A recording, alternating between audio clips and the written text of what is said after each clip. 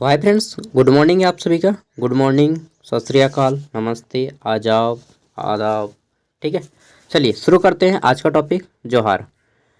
देखिए हम लोग करने वाले हैं आप सभी का ये सेक पेपर रहेगा और एसकेएमयू दुमका में ये सेक पेपर पूछा जाता है सेमेस्टर 3 में। पेपर का नाम है आपका कम्युनिकेशन इन प्रोफेशनल लाइफ। ठीक है, इसको हम लोग डिस्कशन करेंगे सिलेबस को डिटेल में कि क्या एक्चुअल में हमें इसमें पढ़ना क्या है। ठीक है, और क्वेश्चन हमें कहाँ से आएंगे, तो चलिए देखते हैं। देखिए आपका जो पेपर रहेगा वह 75 मार्क्स का आएगा। कितना नंबर का? 75। और पास करने के लिए आपको लाना होगा 30 नंबर। टाइमिंग 3 घंटा मिलेगा। ठीक है, पेपर आपका हिंदी में आएगा या इंग्लिश में, ये बहुत बड़ी प्रश्न है। ठीक है, आप में से अक्सर सभी को पूछते हैं कि पेपर हमारा हिंदी में आएगा या इंग्लिश में। तो मैं क्लियरली आपको बता देना चाहता हूँ कि ये जो पेपर है आपका दोनों भाषा में आने का है। ठीक है, हालांकि अगर पेपर केवल और केवल इंग्लिश में आता है तो यूनिवर्सिटी गद्दारी करता है। ठीक है, ऐसा मान के चलिए। अदरवाइज ये पेपर दोनों भाषा में आता है, हिंदी इंग्लिश दोनों में, क्योंकि झारखंड एक हिंदी भाषी राज्य है और यहाँ पे हर एक पेपर हिंदी के साथ साथ मतलब अंग्रेजी के साथ आपको हिंदी में देना है। ठीक है, केवल भाषा के पेपर को छोड़कर, और यह एक भाषा का पेपर नहीं है, इसलिए यह पेपर हिंदी इंग्लिश दोनों भाषाओं में आएगा।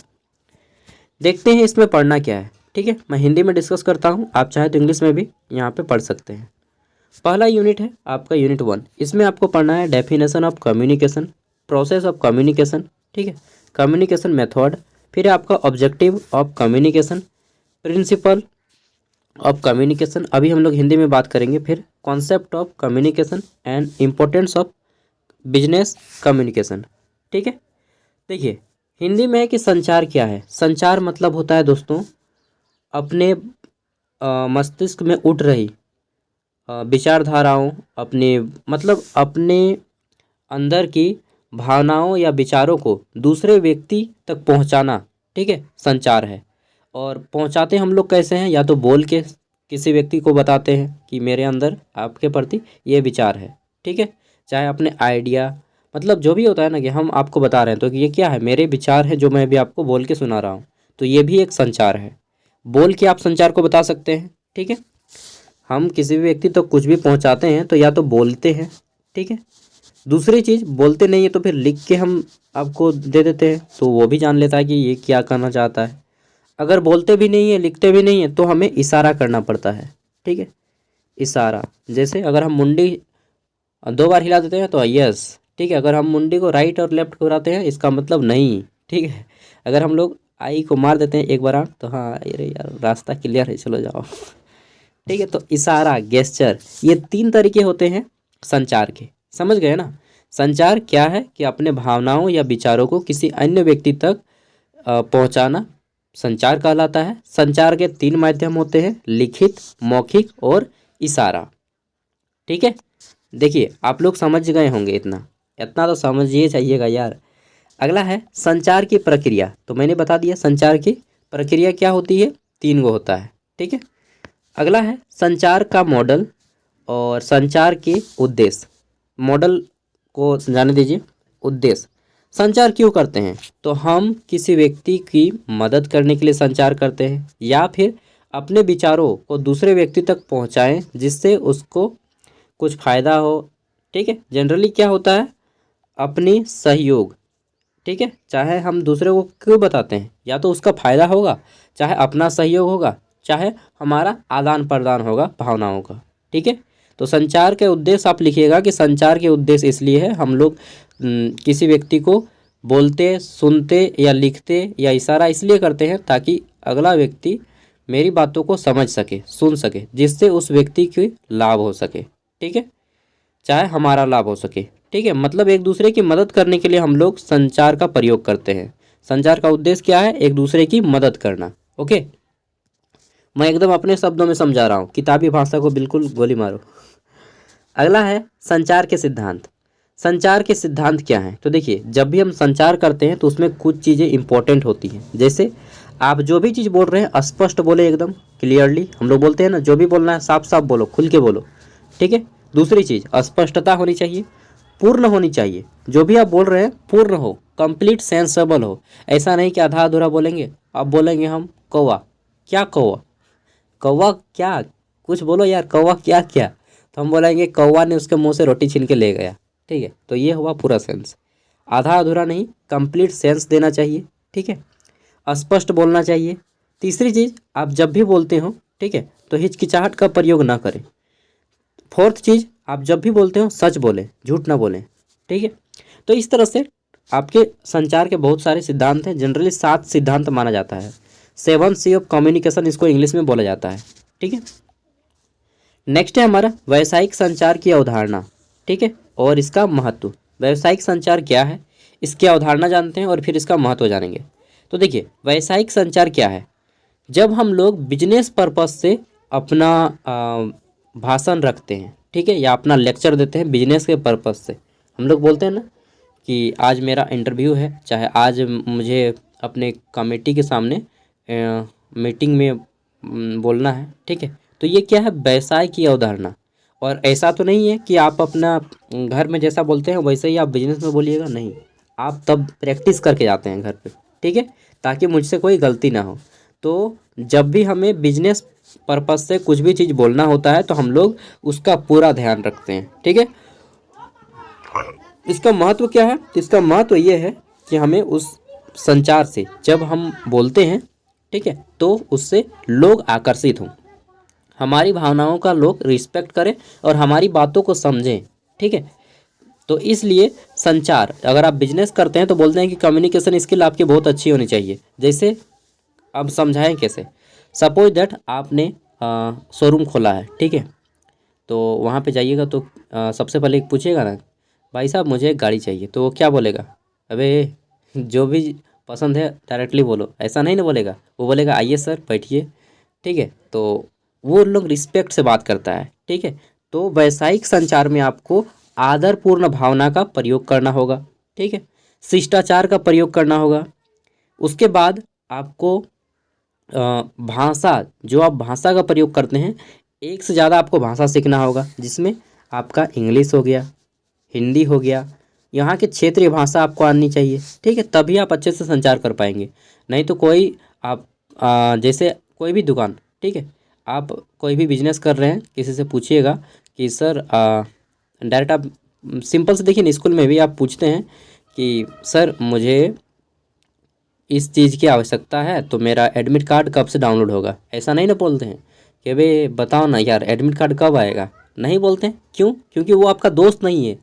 ठीक है, दोस्त के सामने आप कुछ भी बोल सकते हैं, वहाँ पे कोई भी मान मर्यादा का पालन नहीं करना होता है।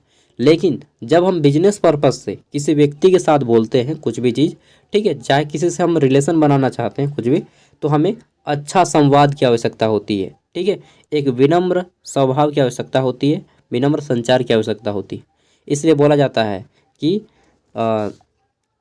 इसी मुंह में पान है और इसी मुंह में लात है। ठीक है, इसलिए अगर आप अच्छे बिजनेस करना चाहते हैं तो आपको अच्छा स्किल सीखना होगा बोलने का।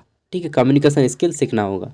ठीक है, आपको अच्छे से गुड मॉर्निंग, हाय, हेलो बोलना आना चाहिए। ठीक है, इंग्लिश में अगर आप बोल रहे हैं तो इंटरव्यू में जाइएगा तो यही नहीं बोलेगा हाँ पूछो जो पूछना है। हम लोग बोलते हैं यस सर बताइए, और जो इंटरव्यूअर होते हैं वो भी बोलते हैं कि yes tell me something about your self. ठीक है, ऐसा नहीं बोलता है कि हाँ बोलो यार क्या बोलना है, ऐसा नहीं बोलता है। तो ये हो गया बिजनेस पर्पस से आपको बहुत सारी चीज़ें सीखनी होती हैं। उसमें आदर का विशेष ध्यान रखना होता है, शिष्टाचार का ध्यान रखना होता है, स्पष्टता का ध्यान रखना होना चाहता है, ताकि हम जो भी करें उसमें हमें फ़ायदा हो। ठीक है, अल्टीमेटली बिजनेस का मेन पर्पज होता है फ़ायदा। अगला है संचार के चैनल। संचार के चैनल क्या है, संचार के प्रकार और संचार के आयाम, संचार में बाधाएं, मौखिक, औपचारिक और अनौपचारिक। अब देखिए ये हमारा यूनिट 2 है, इसको मैं एक ही बार में बताता हूँ। संचार चैनल क्या है, संचार चैनल देखिए जिसके थ्रू हम अपनी भाषा मतलब अपने भावनाओं या विचारों को दूसरे लोगों तक फैलाते हैं। तो यह क्या है, मौखिक माध्यम। मौखिक माध्यम तो सब कोई जानते हैं बोल के। दूसरा है इसके अलावा लिखित माध्यम। लिखित माध्यम में भी अब बहुत सारा आता है, जैसे न्यूज़पेपर। न्यूज़पेपर जो आता है ये आपका लिखित माध्यम है। न्यूज़पेपर पढ़ते हैं तो वो कोई व्यक्ति बोल दिया कि अमेरिका राष्ट्रपति ने बोला कि भारत के जितने भी सदस्य हैं उस सभी को हम जो अप्रवासी हैं उसको निकाल देंगे। तो वो क्या किया, अपने भावनाओं को व्यक्त किया, और किसके जरिए, तो लिखित के जरिए पहले वो बोला और उस बोली हुए को मौखिक को लिखित रूप में कौन बदला, तो ये बदल दिया आपका न्यूज़पेपर। ठीक है, तो ये प्रकार हो गया। न्यूज़पेपर को हम लोग बोलते हैं मुद्रित। मुद्रित मतलब प्रिंटिंग। ठीक है, ये सब आपको लिखना है। तो इस तरह से नहीं कि एकदम याद कर लेंगे हूबहू, बस जैसा हम कहानी तरह सुना रहे हैं आपको, ठीक है, एक दोस्त की तरह, वही सब याद कीजिए, ज़्यादा बेटर रहेगा। और एक चीज़ कहा भी गया है कि जो आप अपने दोस्त से जितना अच्छे से सीख पाएंगे ना, उतना मास्टर बन के नहीं सीख पाइएगा। इसलिए मैं आपके सामने मास्टर बनने का प्रयास नहीं करता हूँ।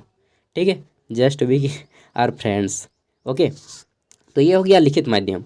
इसके अलावा ये तो हो गया लिखित माध्यम से हम पहुँचाते हैं, चाहे प्रिंट माध्यम हो।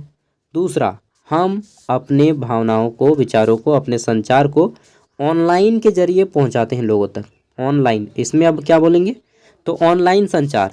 ठीक है, यह आपका है, या हम लोग मास मीडिया बोल सकते हैं। मास मीडिया लिख लीजिएगा, मास मीडिया के जरिए भी हम अपने संचार को पहुंचाते हैं, जिसमें आपका आ जाता है क्या, तो न्यूज़ चैनल। अब न्यूज़ चैनल वाले बनाएंगे, आज महाकुंभ में इतने लोगों की भगदड़ में ये हो गया। ठीक है, तो ये क्या है, अपने वो बता रहे हैं, जानकारी दे रहे हैं। ठीक है, संचार का एक प्रयोग ये भी होता है कि अपने भावनाओं और विचारों के अलावा लोगों तक जानकारी पहुंचाना। ठीक है, ये भी संचार का एक उद्देश्य होता है।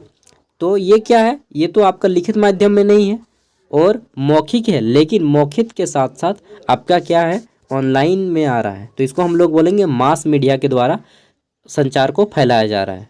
ठीक है, तो ये इसके दूसरा आयाम हो गया। पहला क्या हो गया, मुद्रित में, यानी कि प्रिंटिंग प्रेस, अखबार। ठीक है, उसी में आपका किताब भी आता है। किताब आपका प्रिंटिंग में ही आता है, किताब पढ़ना। ये जो पढ़ रहे हैं ये क्या है, मुद्रित माध्यम है। ठीक है, और दूसरा क्या हो गया आपका, संचार हो गया। इसके अलावा रेडियो। रेडियो क्या है, ये आपका ऑडियो है। ठीक है, यानी कि ऑडियो फॉर्म में भी, ठीक है, ध्वनि के माध्यम से भी हम लोगों को संचार पहुंचाते हैं। ठीक है, तो मौखिक के प्रकार दीजिएगा इतने सारे। ओके, चलिए नेक्स्ट है यहाँ पे, अगर आप प्रभावी संचार करते हैं तो कौन कौन सी बाधाएं आती हैं। ठीक है, देखिए, प्रभावी संचार करने के लिए आपके पास पहले कौन कौन सी चीज़ें होनी चाहिए। अगर वही चीज़ नहीं है तो आपको बाधाएं आएंगी। जैसे अगर आपके पास सही भाषा ज्ञान नहीं है। ठीक है, सही भाषा ज्ञान होना चाहिए। क्या होना चाहिए, भाषा का ज्ञान होना चाहिए, तभी आप प्रभावी संचार कर पाएंगे। सही भाषा का ज्ञान नहीं रहेगा तो आप प्रभावी संचार नहीं कर पाएंगे। ठीक है, जैसे आप संथाली में भी बोलते हैं अमामा नुतुन चिकन आया। ठीक है, तो उन लोग बोलता है फिर अपना नाम। ठीक है, फिर पूछते हैं ओड़ा चिकन आया, तो डायरेक्टली तो आप नहीं पूछते हैं ओड़ा चिकन आया। ठीक है, सबसे पहले हम लोग रिस्पेक्ट से बोलते हैं जोहार गी। ठीक है, तो इस तरह से आपको आना चाहिए, सही भाषा का ज्ञान होना चाहिए। हालांकि मुझे ज़्यादा संथाली नहीं आता है। ठीक है, सही भाषा का ज्ञान होना चाहिए। अगर सही भाषा नहीं आता है तो आपको संचार में बाधा होगा। पहला चीज़ हो गया। दूसरा चीज़, आपको टेक्नोलॉजी का जानकारी होना चाहिए। किसका, टेक्नोलॉजी का जानकारी होना चाहिए, तभी आप सही संचार कर पाएंगे। जैसे अगर आपको कंप्यूटर में MS वर्ड नहीं आता है तो आप सही रूप से, ये मैं मान के चलता हूँ कि आप ऑनलाइन में तो कम से कम संचार नहीं कर पाइएगा। MS वर्ड ये क्या है, कंप्यूटर में बहुत ही इंपॉर्टेंट टॉपिक है MS वर्ड, माइक्रोसॉफ्ट वर्ड। ठीक है, इसमें क्या होता है, हम लोग जितना भी आर्टिकल वगैरह लिखते हैं, ये जो आपका लिखा गया है ना, ये नोट्स, ये MS वर्ड में लिखाया है। ठीक है, जितना भी आप लोग पढ़ते हैं 90% चीज़ आपको MS वर्ड और एक्सेल का काम होता है। ठीक है, तो आपको टेक्निकल चीज़ आना चाहिए। इसके अलावा अगर आपको इंटरनेट चलाना नहीं आता है तो आप सही रूप से लोगों तक अपनी बातों को नहीं पहुंचा पाएंगे। ठीक है, टेक्निकली नहीं ना पहुंचा पाएंगे, तो आपको टेक्निकली जानकारी होना चाहिए। तो दूसरा नंबर लिखिएगा, तकनीक की जानकारी हो। ठीक है, पहला क्या हो, सही भाषा ज्ञान हो। दूसरा, तकनीक की जानकारी हो। अगर आपके पास कॉपी पेन है तो लिख लीजिएगा, नहीं तो मुंह में ही याद कर लीजिएगा। ठीक है, तकनीक की आपके पास जानकारी हो। ओके, तकनीक की जानकारी हो, टेक्नोलॉजी का नॉलेज हो। तीसरा, आपके पास जो है क्या होनी चाहिए, तो गुण होने चाहिए, व्यक्तिगत गुण होने चाहिए। ठीक है, और गुण नहीं है तो गुण को आप डेवलप कीजिए। जैसे कोई व्यक्ति है तो आप उससे कैसे बात कीजिएगा। अगर आपसे छोटा है तो आप उसको भाई बोलिएगा, चाहे आप उसको मतलब उस तरह से दीजिएगा जैसे आप अपने पुत्र या भाई को बोलते हैं। और अगर आपसे कोई बड़ा हो तो उसको सर बोलिएगा। ठीक है, तो ये क्या है, आपके गुण होने चाहिए। ठीक है, किस व्यक्ति से कैसा बात करना चाहिए, कोई लेडी से तो कैसा बात कीजिएगा, कोई जेंट्स से तो कैसा बात कीजिएगा। ठीक है, तो आप में वो इंटरपर्सनल गुण होने चाहिए। ठीक है, आंतरिक गुण होना चाहिए। इसके अलावा आपके पास टेक्निकल नॉलेज हो, गुण हो, और इसके अलावा और क्या बोल सकते हैं हम लोग, हाँ, इसके अलावा जो है आपके पास भाषा ज्ञान हो, ग्रामर का ज्ञान हो। अगर आप लिखित रूप से लिखते हैं तो आपको ग्रामर का ज्ञान हो। ठीक है, व्याकरण जिसको बोलते हैं, व्याकरण की जानकारी हो। ऐसा नहीं है ना कि आप लिखिएगा और 1000 को गलती कीजिएगा, तो वो तो फिर आपका प्रभावी संचार नहीं होगा, नहीं ना होगा। ठीक है, तो आपको क्या हो, व्याकरण का ज्ञान हो। ठीक है, व्याकरण का ज्ञान हो। अगर आप लिखित रूप से लिखते हैं, ठीक है, तो आपको सही सही लिखना होगा। ऐसा नहीं कि पेपर में आता तो गलती रहता है पूरा, नहीं, एक दो गलती रहता है। ठीक है, इसलिए आपको व्याकरण का अच्छा खासा ज्ञान होना चाहिए अगर आप प्रभावी संचार करना चाहते हैं तो। ठीक है, हाँ, इसके अलावा क्या होता है प्रभावी संचार में, बहुत सारा लोग सोचता है 1000 बार, किसी भी चीज़ को बोलेगा तो 1000 बार सोचेगा कि ये हम अगर बोल देंगे तो वो क्या बोलेगा, अरे ये क्या बोलेगा। ठीक है, बोलने से पहले वो 1000 को दिमाग में उसका माइंड में घूमने लगता है थॉट्स। ठीक है, नहीं, अगर हम ये बोल देंगे तो वो गलत मान लेगा, बुरा मान लेगा। ठीक है, तो ये भी क्या है, एक मानसिक हम लोग बोल सकते हैं कि ये मानसिक दुर्बलता है। ठीक है, किसके लिए, प्रभावी संचार में। तो प्रभावी संचार करना है तो आपको मानसिक रूप से स्वस्थ होना पड़ेगा। ठीक है, मानसिक रूप से, तो इस तरह से लिख लीजिएगा कि अगला जो है चौथा, प्रभावी संचार में मानसिक रूप से सक्षम हो। ठीक है, मानसिक रूप से सक्षम हो तभी वो प्रभावी संचार कर पाएगा, नहीं तो शर्मा के ही तो वो टाइम बिता देगा। ठीक है, बहुत सारे गर्ल्स लोग को देखे हैं कि बोलने से पहले 1000 बार सोचती हैं। ठीक है, कि ये बोलेंगे तो क्या मान लेगा, बुरा मानेगा, सही मानेगा, जो बोलना है मानो यार। ठीक है, मुझे जो बोलना है बोल दिया। ठीक है, डायरेक्टली बोल दीजिए यू आर लुकिंग ब्यूटीफुल, उसके बाद जो बोलना है हो जाएगा। ठीक है, लेकिन हाँ, इससे पहले आपको ये सोचना होगा कि भविष्य में अगर हम जो बोल रहे हैं इसका परिणाम क्या होगा भविष्य में। ठीक है, यानी कि आपके पास परिणाम दूरदर्शिता हो। ठीक है, कि जो भी कर रहे हैं उसका परिणाम क्या होगा ये आप जान लीजिए पहले, वरना कुछ ऐसा बोल दीजिएगा कि बाद में आपको पता चले कि बेटा। ठीक है, तो मेरे तो लाला पड़ गए यार बोल के। ठीक है, अगला है व्यवसाय लेखन के मूल सिद्धांत क्या हैं, और व्यवसाय का प्रारूप, व्यवसाय पत्र के प्रकार, पूछताछ पत्र, शिकायत पत्र, प्रेरक प्रस्ताव रिपोर्ट, और फिर है आपका चतुर्थ में कितना है जी, बाप रे बड़ी ज़्यादा है। फिर है आपका वाचिक प्रस्तुतिकरण, मौखिक प्रस्तुतिकरण, वाद विवाद, भाषण, साक्षात्कार, समूह चर्चा, अंग्रेजी उच्चारण, शब्दावली निर्माण है। फिर है आपका प्रभावी संचार में बाधाएं, तो उन्हें दूर करने के तरीके। ठीक है, तो ये तो बता ही दिया प्रभावी संचार में दूर करने के तरीके।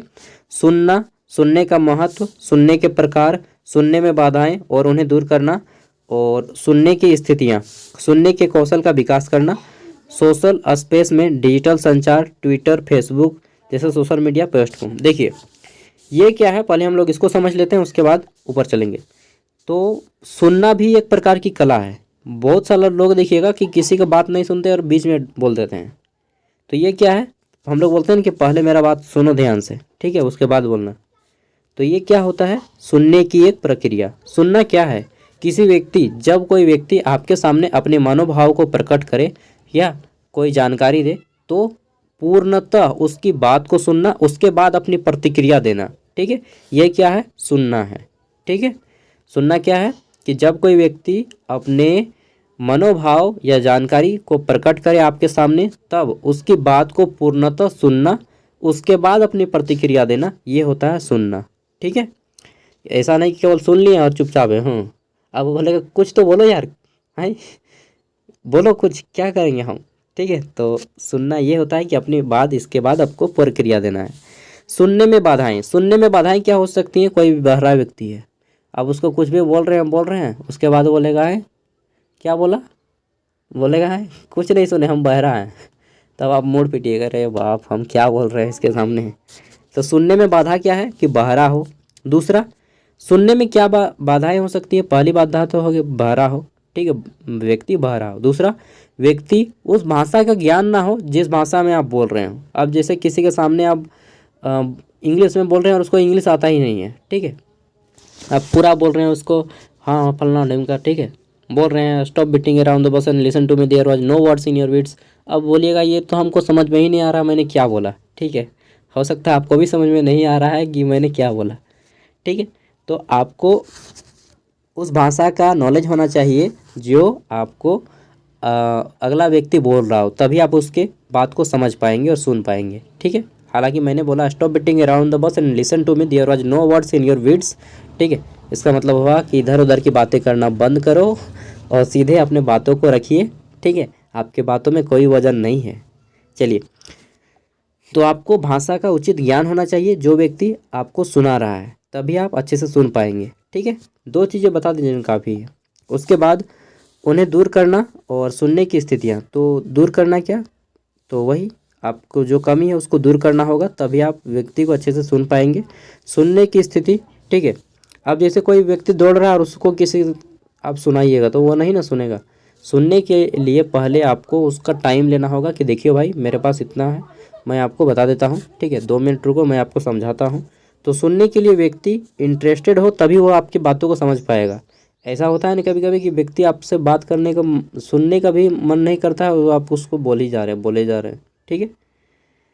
तो ये भी आपको सुनने में प्रॉब्लम हो सकता है, ठीक है। इसके अलावा ट्विटर, फेसबुक, ये सब के बारे में तो आप लोग खुद जानते हैं। यहाँ पे देखिए हम लोग का और एक टॉपिक है, इसको कंप्लीट करते हैं कि वाचिक कौशल। वाचक कौशल मतलब बोलने की शैली। प्रस्तुतिकरण, ठीक है, मौखिक प्रस्तुतिकरण, इसमें क्या है, हम लोग किसी मंच पे जाकर के अपना लेक्चर देते हैं। रिस्पेक्टेड सर, डियर पेरेंट्स, ठीक है, हम लोग इस तरह से बोलते हैं ना।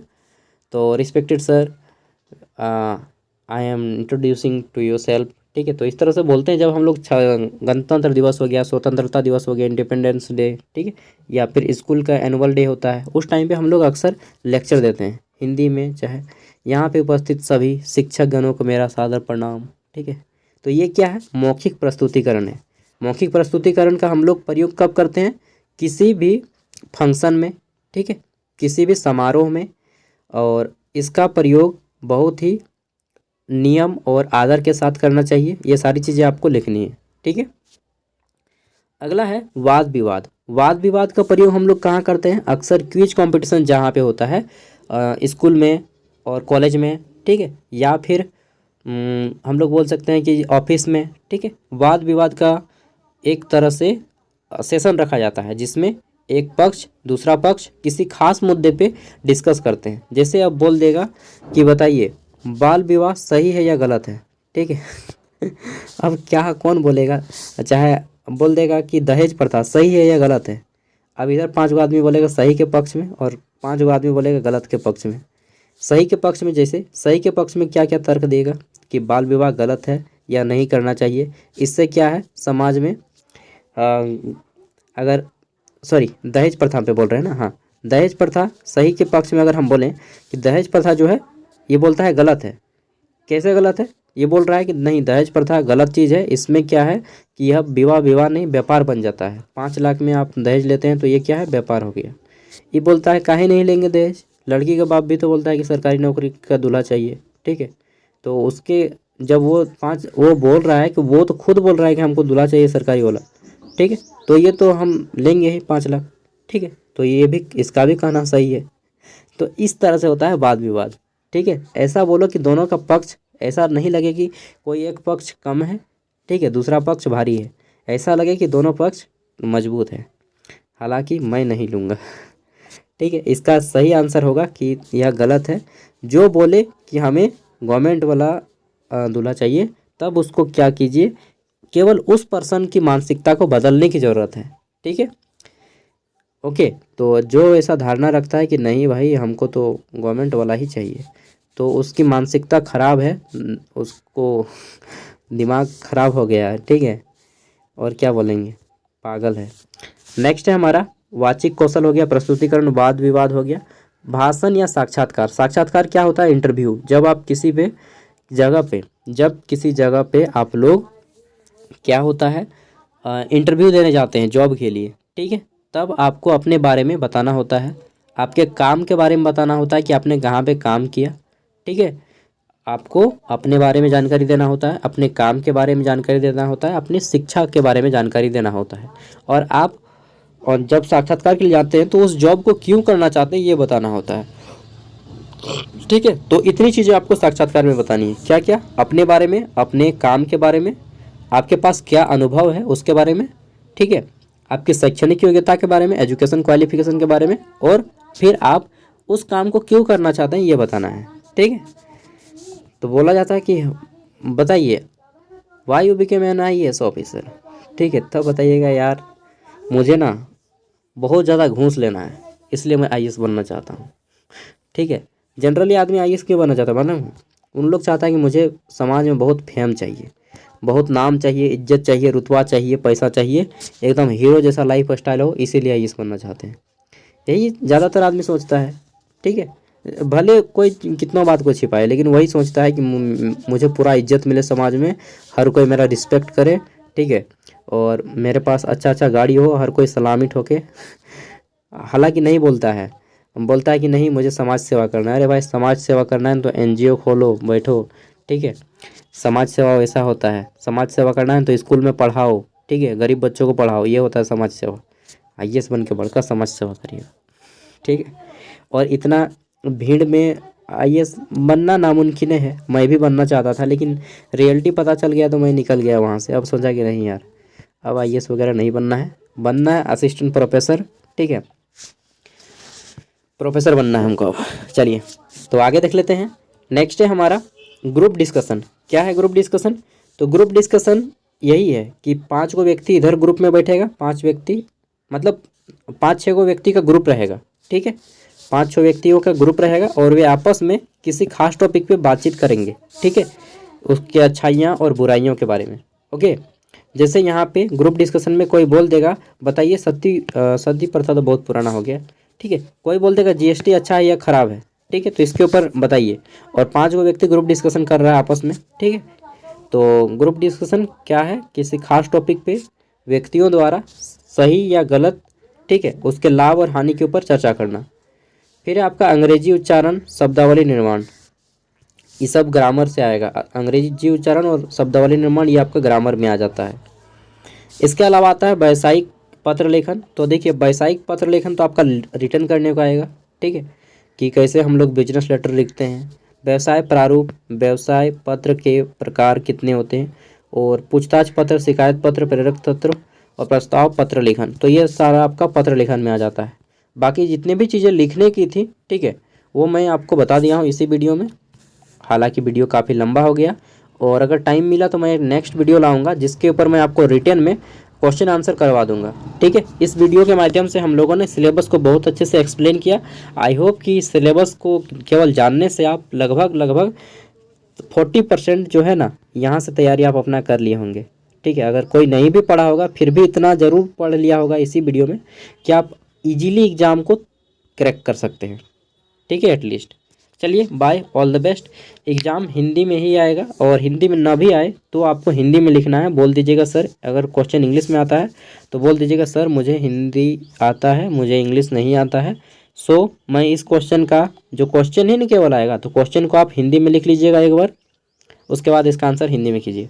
क्वेश्चन इंग्लिश में आता है, आप हिंदी में आंसर कीजिए ना, कोई टेंशन नहीं है। ठीक है, अगर क्वेश्चन इंग्लिश में भी आता है फिर भी आप उसका आंसर हिंदी में कर सकते हैं। बोलिएगा हिंदी में, फिर हम समझेंगे कैसे कि क्वेश्चन आया है हिंदी में, उतना समझ जाइएगा। ठीक है, और नहीं समझिएगा तो मास्टर को बोल दीजिएगा सर जितना भी क्वेश्चन आ गया है इंग्लिश में, इन सभी का हिंदी आंसर कर दीजिए ट्रांसलेट, हम लोग हिंदी में आंसर करेंगे। ठीक है, सब मिल के बोलिए, हम तो कर देंगे। चलिए bye, all the best, thank you video को देखने के लिए। वीडियो को लाइक कर दीजिएगा। मैं तो आपसे पैसा वैसा लेता नहीं हूँ पढ़ने का। ठीक है, बस लाइक कीजिए, और क्या, अपना क्वेश्चन पेपर हमें एग्ज़ाम के बाद सेंड कर दीजिएगा इस नंबर पे 8986607541, और जल्दी से मैं AC का क्वेश्चन करवा दूंगा। और टाइम मिला तो इसका और एक वीडियो लाऊंगा जिसके ऊपर मैं आपको क्वेश्चन आंसर रिटर्न करके दे दूंगा। ठीक है, बाय। क्वेश्चन पेपर सेंड कर दीजिएगा।